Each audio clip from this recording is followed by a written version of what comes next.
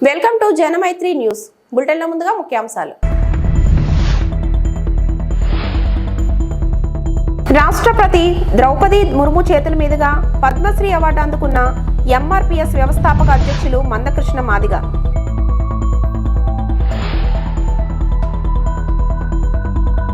ఎన్టీఆర్ 102వ జయంతి సందర్భంగా అన్న ఎన్టీఆర్ విగ్రహానికి ఘన నివాళులర్పించిన చంద్రబాబు టీడీపీ నేతలు.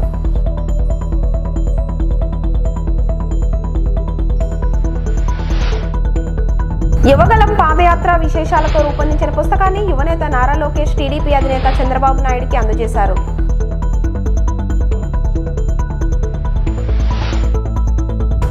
ఎన్టీఆర్ ఘాట్ వద్ద నివాళులర్పించిన జూనియర్ ఎన్టీఆర్ కళ్యాణ్ రామ్.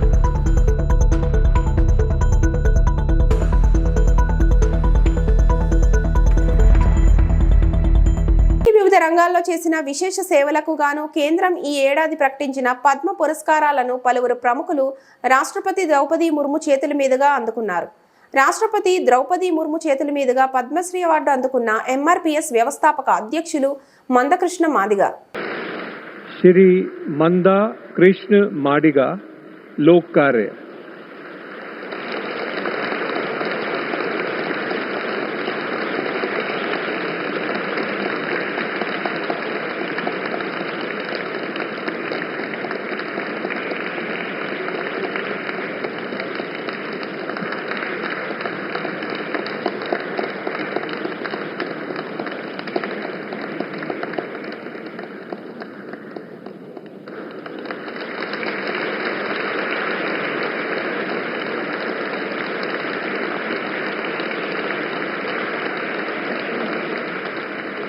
శ్రీ రేబకాంత్ మహంత. మహానాడులో రెండో రోజు సభకు హాజరైన చంద్రబాబు ఎన్టీఆర్ 102వ జయంతి సందర్భంగా అన్న ఎన్టీఆర్ విగ్రహానికి ఘన నివాళులు అర్పించిన చంద్రబాబు టీడీపీ నేతలు.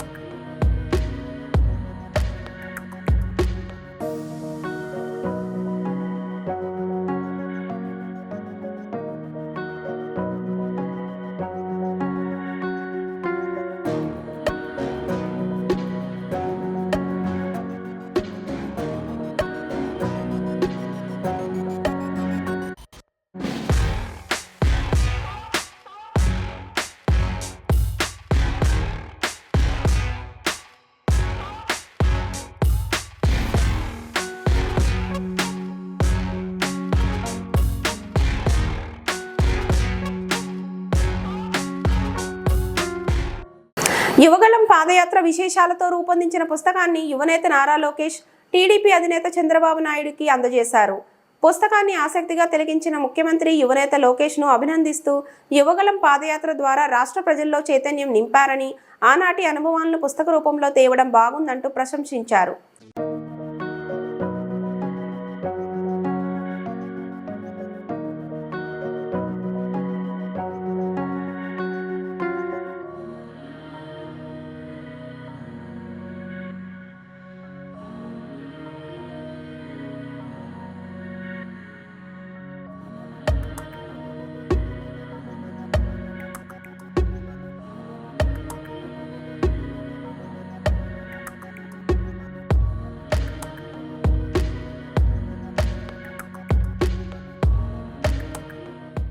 ఎన్టీఆర్ జయంతి సందర్భంగా హైదరాబాద్లోని ఎన్టీఆర్ ఘాట్ వద్ద జూనియర్ ఎన్టీఆర్ కళ్యాణ్ రామ్ నివాళి అర్పించారు. తెలుగు ప్రజలకు ఆయన చేసిన సేవలను వారు గుర్తు చేసుకున్నారు. ప్రముఖుల రాక సందర్భంగా ఎన్టీఆర్ ఘాట్ వద్ద పోలీసులు బందోబస్తు ఏర్పాటు చేశారు.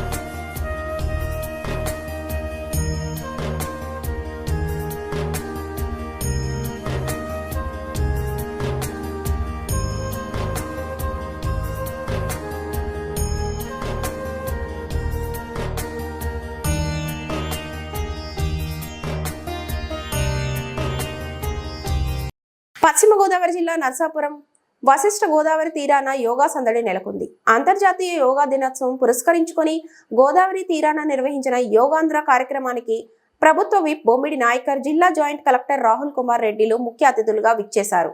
పట్టణ ప్రముఖులు, వివిధ శాఖల అధికారులు ఈ కార్యక్రమంలో పెద్ద సంఖ్యలో పాల్గొని యోగాసనాలు వేసి మెడిటేషన్ చేశారు.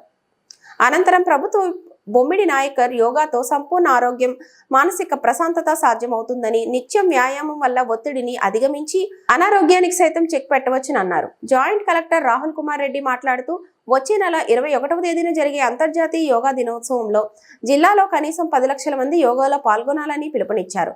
ఈ కార్యక్రమంలో ఆర్డీఓ దాసిరాజు, డిఎస్పీ డాక్టర్ శ్రీవేదాలు పాల్గొన్నారు.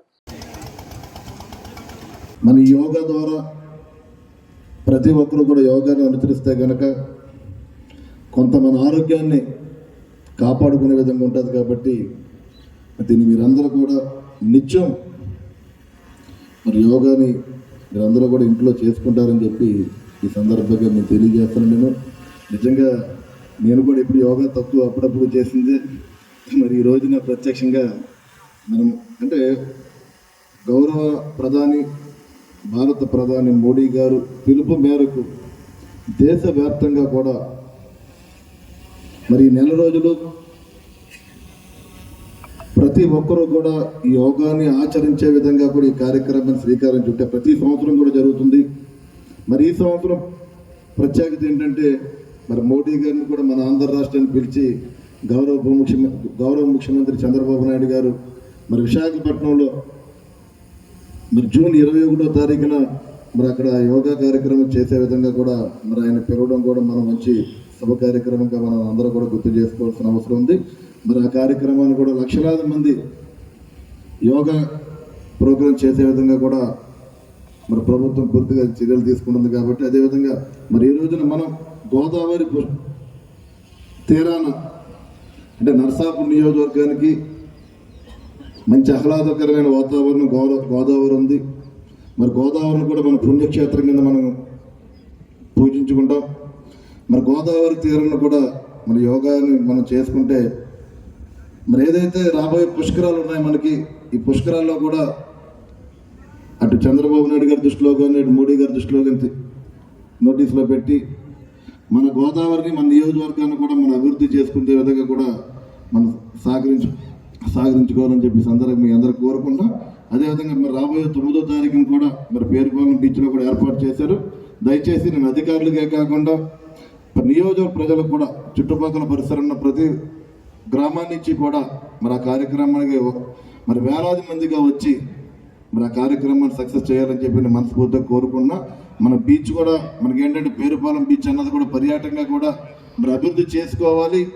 మన అక్కడ కార్యక్రమం మరి వేలాది మంది ఎక్కువ మంది చేస్తే కనుక అది మోడీ గారు కానీ అదేవిధంగా ముఖ్యమంత్రి గారు కానీ మన పేరుపాలెం బీచ్ యొక్క ప్రత్యేకత కూడా వాళ్ళకి దృష్టిలోకి వెళ్తుంది. కాబట్టి దీనికి మీరందరూ కూడా ప్రతి ఒక్కరు కూడా బాధ్యతగా తీసుకుని మరి ఆ కార్యక్రమాన్ని సక్సెస్ చేస్తారని చెప్పి మనస్ఫూర్తిగా నేను తెలియజేసుకుంటూ మరి ఈ కార్యక్రమాన్ని సహకరించిన ప్రతి ఒక్కరికి కూడా నేను మనస్ఫూర్తిగా అభినందన తెలియజేస్తాను. చెరువు కాదు ధాన్యం కొనుగోలు కేంద్రం. నిర్మల్ జిల్లాలో నిన్న కురిసిన వర్షంతో కాల్వలోని కొనుగోలు కేంద్రంలో పరిస్థితి ఇది. నిన్నటి నుండి భారీగా వర్షం పడడంతో ధాన్యం కుప్పలు తడిసి ముద్దయ్యాయి.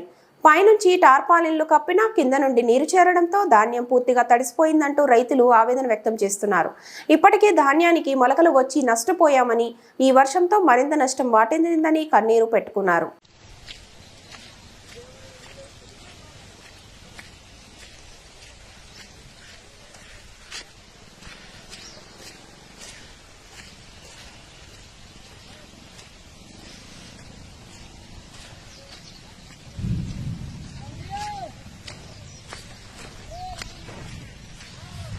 కాల్వలో ప్రస్తుత పరిస్థితి, సెంటర్ పరిస్థితి ఎట్లా నాటిపోతున్నాయి వడ్లు.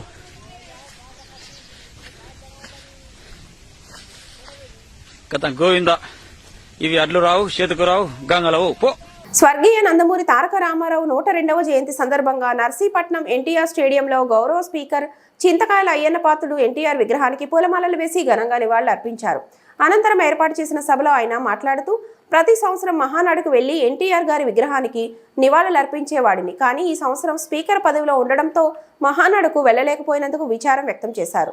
ఈ స్థాయిలో ఈ రోజు ఉన్నానంటే దానికి కారణం ఎన్టీఆర్ అని గౌరవ స్పీకర్ పేర్కొన్నారు. ఎన్టీఆర్ గారికి ఎటువంటి విషయంలోనూ ఎవరూ సాటి కాదని కొనియాడారు. ఆయనతో కలిసి పనిచేసిన రోజులను గుర్తు చేసుకుంటూ తనకు తొలిసారిగా ఎమ్మెల్యే టికెట్ ఇచ్చిన ఘనత ఎన్టీఆర్ గారిదేనని, తరువాత పలుమార్లు మంత్రిగా ఆయనతో కలిసి పనిచేసిన అనుభవాన్ని పంచుకున్నారు. తెలుగు ప్రజల ఆత్మగౌరవాన్ని ప్రపంచానికి చాటించిన మహానటుడు, విజనరీ నాయకుడు నందమూరి తారక రామారావుకి భారతరత్న బిరుదును ప్రకటించాలని గౌరవ స్పీకర్ అయ్యన్న పాత్రుడు ఈ సందర్భంగా కీలక తీర్మానం చేశారు.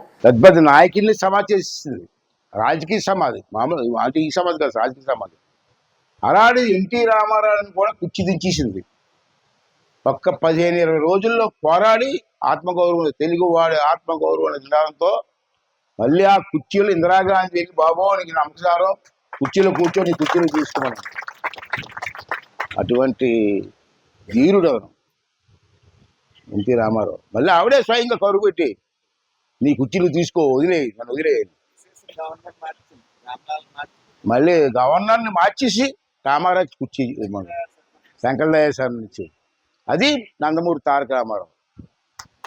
అటువంటి వ్యక్తి పోరాడారు తెలుగువాడి ఆత్మగౌరవంతో. ప్రపంచం అంతా కూడా రామారావు సపోర్ట్ చేశారు ఆ రోజుల్లో. ప్రపంచం అంతా తెలుగువాడు ఎక్కడున్నా సరే రామారావు జిందాబాద్ మాట్లాడారు. తెలుగువాడి ఆత్మగౌరవం గురించి పోరాడే వ్యక్తి నందమూరి తారక రామారావు గారు. అటువంటి వ్యక్తికి కేంద్ర ప్రభుత్వం భారతరత్న బిరుదు ఇవ్వాలని చెప్పి చాలా మందికి ఇస్తున్నారు. ఈ మధ్య భారతరత్నలో పద్మశ్రీలు అన్ని ఇస్తున్నారు, చాలా మందికి ఇస్తున్నారు. ఎన్టీ రామారావు గారికి ప్రధానమంత్రి గారు కేంద్ర ప్రభుత్వం కలిసి ఆలోచన చేసి వెంటనే మనిషి లేకపోయినా ఎన్టీ రామారావు గారికి భారతరత్న బిరుదు ఇచ్చి తీరాలని చెప్పి ఇవాళ నర్సీపట్నంలో ఎన్టీఆర్ స్టేడియంలో ఎన్టీ రామారావు విగ్రహం ముందు మనం తీర్మానం చేస్తున్నాం మీ అందరి ఆమోదంతో.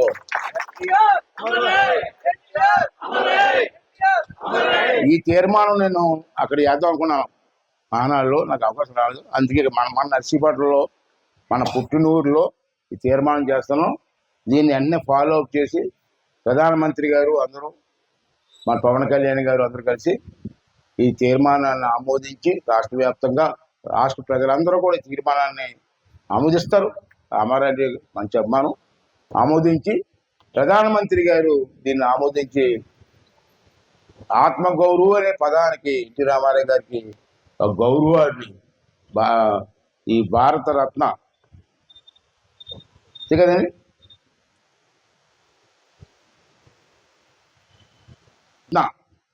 అనే బిరుదుని మరి కేంద్ర ప్రభుత్వం ఇవ్వాలని, ఎన్టీ రామారావు గారు గౌరవించాలని చెప్పి ఈ సందర్భంగా మీ అందరి సమక్షంలో ఈ తీర్మానాన్ని ప్రవేశపెడుతున్నాను. మీ అందరూ కూడా చప్పట్లు కొట్టి ఆమోదించవలసిందిగా కోరుతున్నాను.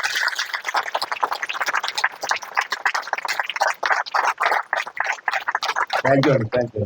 కాట్రేనికోన మండలం చెయ్యేరు గ్రామానికి ఈ నెల 31న విచ్చేస్తున్న రాష్ట్ర ముఖ్యమంత్రి చంద్రబాబు నాయుడు సభా ప్రాంతాన్ని పోలీసులు, రెవెన్యూ అధికారులతో కలిసి పరిశీలించిన ప్రభుత్వ విప్ దాట్ల బుచ్చిబాబు.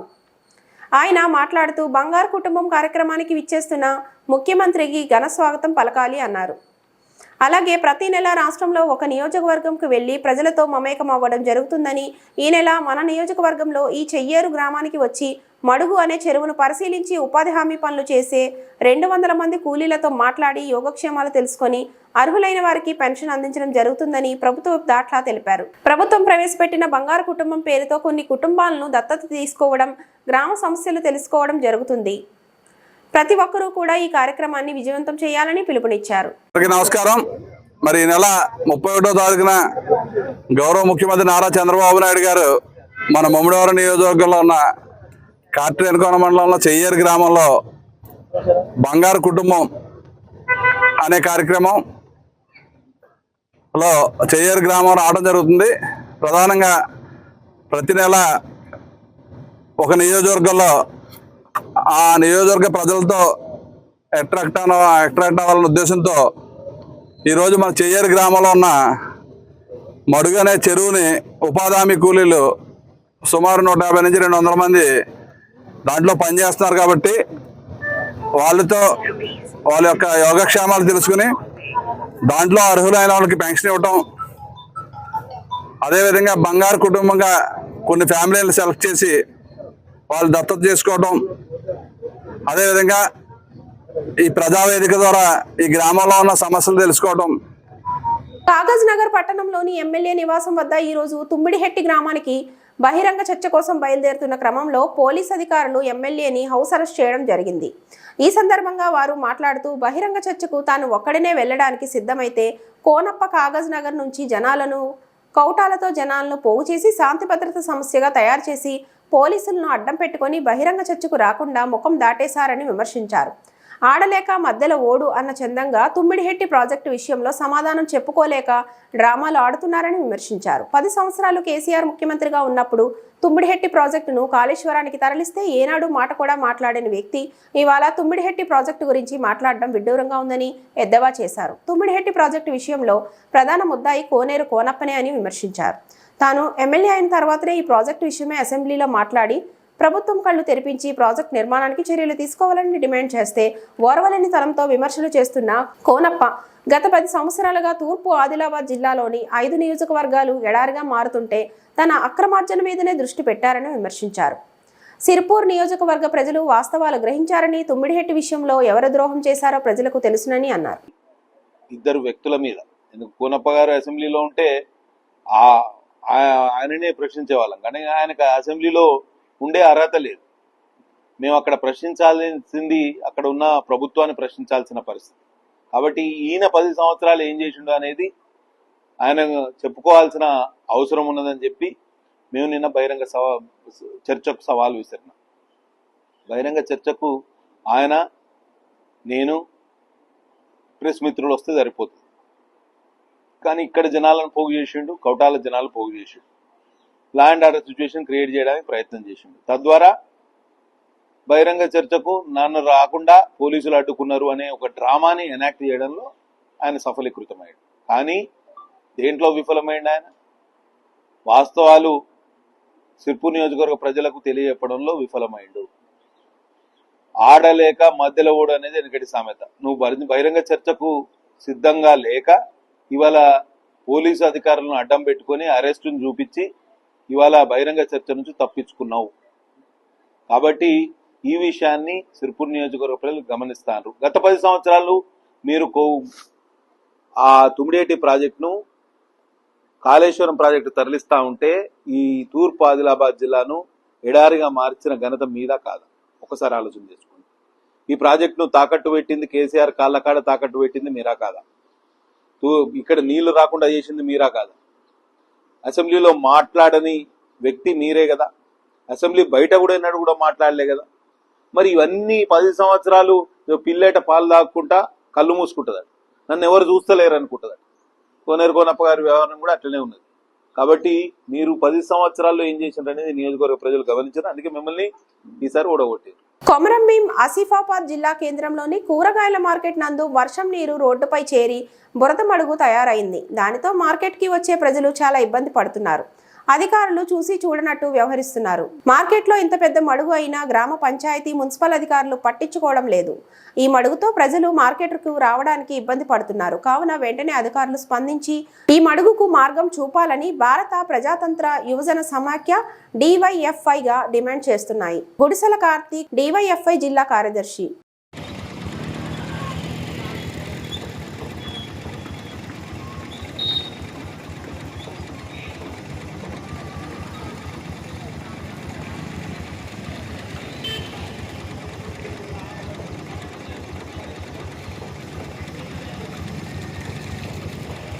శ్రీకాళహస్తీశ్వర దేవస్థానం ఆలయంలో సంగీత దర్శకుడు కీరవాణి ఆలయానికి విచ్చేశారు. ఆయనకి ఆలయ అధికారులు VRO రవి ఘనంగా స్వాగతం పలికి ప్రత్యేక దర్శనం ఏర్పాటు చేసి స్వామి అమ్మవారిని దర్శించుకున్నారు. మరో దర్శకుడు దిల్ రాజు కుటుంబ సమేతంగా ఆలయానికి విచ్చేసి ఆయనకు ప్రత్యేక దర్శనం ఆలయ అధికారులు ఏర్పాటు చేసి స్వామి అమ్మవారిని దర్శించుకున్నారు. మృత్యుంజయ స్వామి వద్ద తీర్థప్రసాదాలు ఆలయ అధికారులు అందజేశారు.